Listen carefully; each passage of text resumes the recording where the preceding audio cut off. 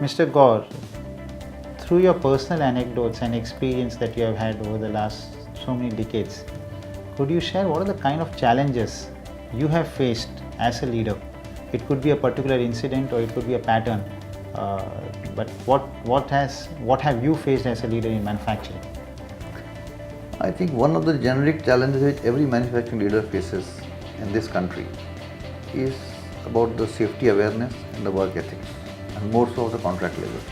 Because contract labor is a big part of the manufacturing activity, and they are the people who come and go.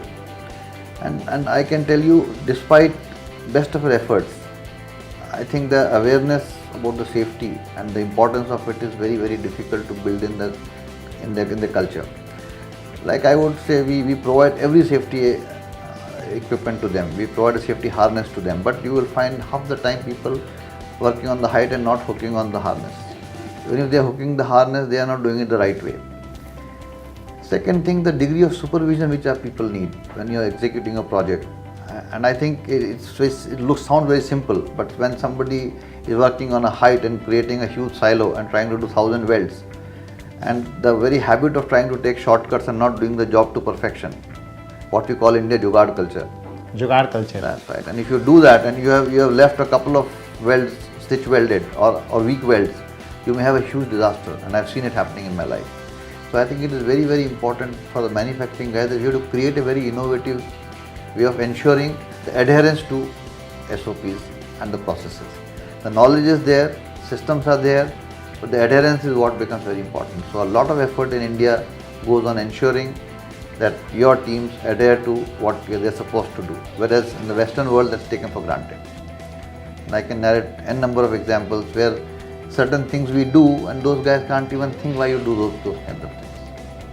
So I always share this experience that I used to make a product, and this gentleman as an operator was supposed to do his quality assurance also. So he's supposed to take a sample every half an hour, analyze and put the value. And what we would find that his values are all perfectly fine, but next day when I see the product, all the 8 samples are very different. Okay. And this gentleman will come at the night, before going to sleep, he will write all the values and go to sleep. and we are very struggling what is happening. And once I went abroad, and the same system was there in Italy. And when I told them, how are you sure that this gentleman is really analyzing and writing it? And he says, why, he's paid for it. So I could not explain to him that there is somebody who can get paid for it and still not analyze and write the whole thing. So that's the cultural mindset. So the big challenge is getting the mindset change.